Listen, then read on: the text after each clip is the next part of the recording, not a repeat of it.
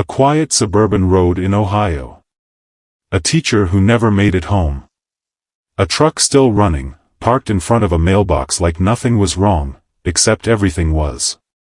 Because inside that vehicle, in Perry Township, a mother and educator named Michelle Long had already been shot multiple times.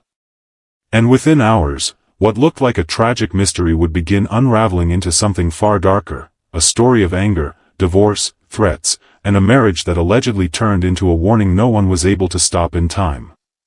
Before we go deeper into this case, if you're into real-life investigations like this, don't forget to like, comment, and hit that subscribe button right now on Cold Case 247, because the truth behind cases like this deserves to be heard, fully and fearlessly.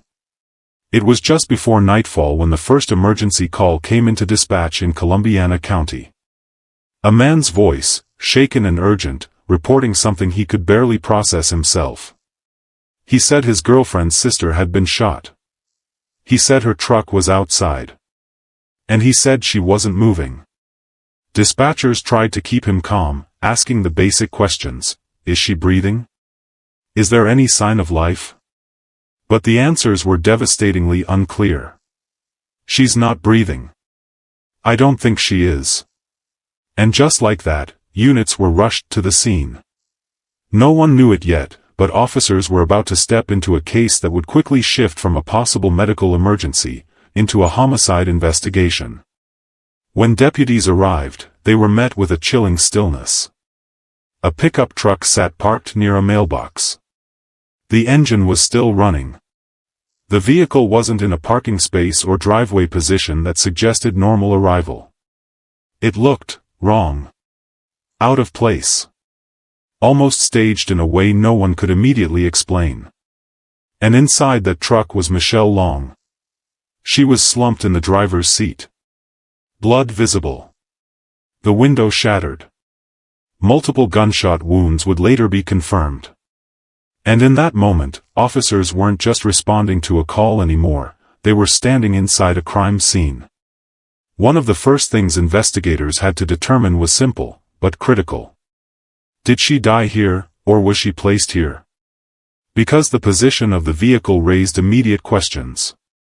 It was still in gear. Lights and positioning suggested movement had stopped suddenly. There were early signs that something violent may have unfolded right where she sat. And if that was true, then whoever did this had been close enough to shoot into the driver's side window at point-blank range. As more family members arrived on scene, chaos quickly followed. Screams. Confusion. Panic. Relatives couldn't understand how this could have happened. Michelle was described as responsible, routine-driven, and devoted to her son. She was a high school math teacher. Someone who, by all accounts, showed up where she was supposed to be. But that night, she didn't show up to pick up her child. And that was the first sign that something was very wrong. Because in cases like this, timing is everything. And investigators were already starting to map it out. Michelle was supposed to pick up her son at a scheduled time earlier that evening. When she didn't arrive, family members began calling her phone repeatedly. No answer. Then concern turned into fear. Her sister eventually made her way toward Michelle's home after hearing the news that she still hadn't shown up. And what she found would become the center of the entire investigation. The truck. Parked. Engine still running. And the driver's side window destroyed. She tried calling out for Michelle, knocking, screaming, hoping for a response that never came. At first, in the confusion, some family members weren't even sure what they were seeing. But it quickly became undeniable. This wasn't an accident. This wasn't a medical emergency. This was something far more serious. By the time officers fully secured the area, the official determination was made. Michelle Long was deceased. And the case shifted fully into homicide investigation mode. If you're still watching at this point, drop a comment with, "I'm still here." Let's see who's truly following this shocking story. Investigators began by reconstructing the timeline. Witnesses in the area reported hearing what sounded like gunshots sometime in the early evening. 2 distinct pops. Then silence. At first, some neighbors thought it was construction or something mechanical. But looking back, those sounds would later become one of the most important pieces of the timeline. Because they helped narrow down the time of death. Roughly mid-evening. Shortly before the discovery of the truck. But one of the biggest early challenges for investigators was unusual. No shell casings were immediately found near the vehicle. That detail mattered.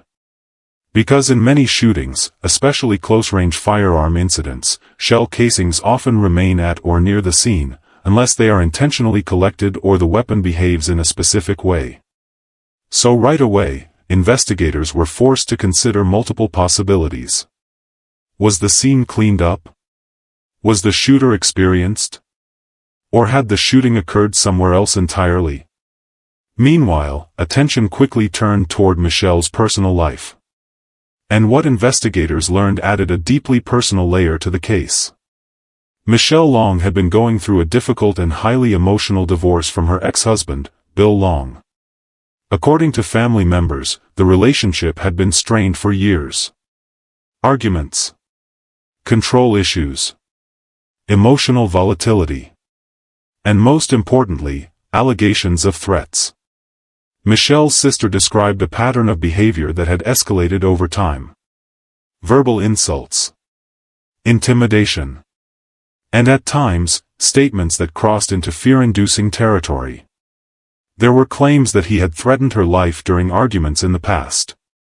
And while people around them hoped those were just words spoken in anger, hindsight makes every detail heavier.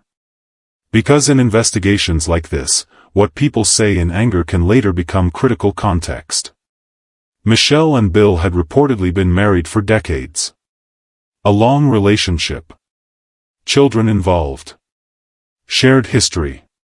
But also, deep fractures. And those fractures became even more visible when the divorce proceedings began. Court battles can change dynamics dramatically. What was once emotional conflict can become financial conflict. Custody disputes. Property disputes. Resentment that builds quietly over time.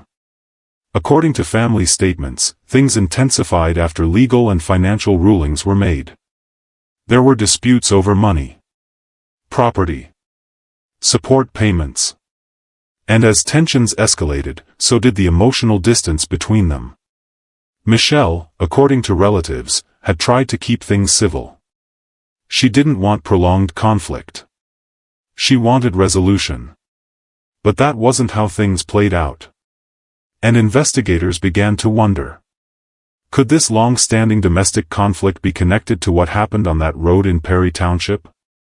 At the scene, detectives also began documenting physical evidence.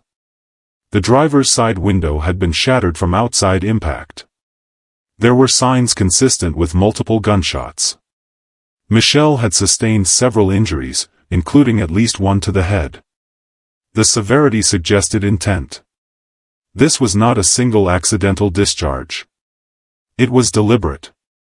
And in the language of investigators, it began to look like what they call overkill, a term used when the number or nature of wound suggests personal rage or emotional escalation.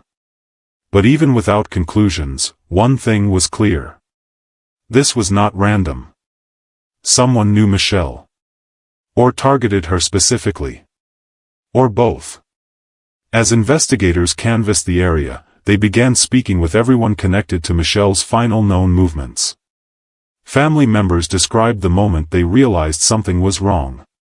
She didn't answer calls. She didn't arrive on schedule. And her absence wasn't normal. Because Michelle Long, by all accounts, was reliable. That reliability made her disappearance immediately suspicious. One family member described arriving at the scene and seeing the truck already there. The lights. The position. The silence. And the window. Broken. That was the moment reality set in. And panic took over. As police continued interviewing witnesses, another key development emerged. A neighbor reported hearing 2 loud bangs around the estimated time frame of the shooting. They didn't investigate at the time. They assumed it was something harmless. But those 2 sounds now aligned with what investigators were building as a timeline. And suddenly, the case had structure. A possible time window. A scene. A victim. And a growing list of people who needed to be spoken to. Back at the station, investigators began focusing heavily on one central question. Who had motive? And that answer led them repeatedly back to one person. Bill Long. According to multiple accounts, the divorce between Michelle and Bill Long had been far from peaceful. There were financial disagreements, emotional conflict, and allegations of threats that had been made during heated moments. Michelle's family described a pattern of escalating hostility over time. And while not everything could be immediately verified in court documents at that stage of the investigation, the consistency of the accounts raised concern. Because in homicide investigations, patterns matter. Not just incidents. Patterns. As the investigation widened, detectives also discovered that Bill Long had been present in Michelle's life up until the day of the incident in some capacity due to shared family responsibilities and ongoing contact through their son. That meant access, familiarity, opportunity. But investigators still needed proof. Because suspicion alone doesn't solve a case. Evidence does. When Bill Long was first approached by investigators, he maintained that he didn't know anything about what happened. He stated he had been doing normal activities that day. He cooperated at first, but the interaction reportedly became tense. When asked about his relationship with Michelle, he acknowledged it was strained. He confirmed they did not get along. And then he stopped engaging further. At that point, investigators had enough to continue, but not enough to arrest. Not yet. As detectives dug deeper, they began building a timeline of Bill Long's movements on the day of the murder. They interviewed family members, associates, and others who might confirm or contradict his account. Some details aligned. Others raised questions. There were gaps in communication. Periods where phone activity or physical presence could not be fully accounted for in a way that eliminated doubt. And in homicide investigations, gaps are never neutral. They either disappear with evidence, or they expand suspicion. One of the most significant turning points in the investigation came when police obtained information about a recorded confrontation between Michelle and Bill. In the recording, tensions between them escalated into a verbal altercation that became aggressive and alarming. Threats were allegedly made during the exchange. For investigators, hearing the tone of that interaction added emotional weight to what had previously been described only through statements. Now, they had audio. And audio changes everything. Because it captures intent, emotion, and escalation in real time. As the investigation progressed, search warrants were executed. Firearms were seized. Ammunition was collected. Electronic devices were taken for forensic review. Investigators weren't just looking for one piece of evidence. They were building a full digital and physical picture of the days leading up to Michelle's death. What was said? Where people went? Who communicated with whom? And when? Back at the home connected to Bill Long, investigators also spoke with individuals who lived with or were close to him. Their statements varied, but one consistent theme emerged. The divorce was widely known to be messy, emotionally charged, and ongoing. Some denied believing he would ever physically harm Michelle. Others admitted they had heard harsh statements in anger but dismissed them as emotional outbursts. But in hindsight, every statement became part of the case file. And still, the most important question remained unanswered. What happened between the time Michelle was last seen alive and the moment her truck was discovered on that road in Perry Township? Because somewhere in that window, everything changed. By the time the medical examiner completed the initial findings, it was confirmed that Michelle had been shot multiple times. The pattern suggested deliberate targeting. Not a struggle that went wrong. Not an accident. A focused act of violence. And with that conclusion, investigators became even more determined to close the gap between suspicion and proof. The case now had all the elements of a major homicide investigation. A victim with no known random enemies. A history of domestic conflict. A highly emotional divorce. Witness statements placing tension at the center of the relationship. And a timeline that pointed to a narrow window of opportunity. But what it still needed was the final link. The one that connects suspicion to action. And action to accountability. As detectives continued their work, they focused heavily on reconstructing Michelle's final movements, cross-referencing every call, every message, every sighting, and every report. Because in cases like this, the truth is rarely hidden in one place. It is scattered. In conversations. In time gaps. In overlooked details. And in human behavior under pressure. And slowly, the story of Michelle Long became not just a case file, but a reconstruction of a life interrupted. A routine day that ended in silence. A vehicle that became a crime scene. And a family left searching for answers that still carry weight long after the investigation began. If you've made it this far, don't forget to like this video, subscribe to Cold Case 247, and turn on notifications, because every case we cover deserves to be remembered, analyzed, and understood. But this story doesn't end with investigation alone. It ends with questions that linger. Questions about warning signs. About whether earlier intervention could have changed the outcome. About how conflicts that begin in private can escalate into public tragedy. And about how many stories like this exist, unnoticed, until it's too late. The death of Michelle Long remains a case that continues to be discussed, analyzed, and revisited. Not just for what happened, but for what it reveals about relationships under pressure, and how quickly silence can turn into something irreversible. And somewhere in Perry Township, the road where it all ended still carries the weight of that night. A reminder that some stories don't fade. They echo. Forever.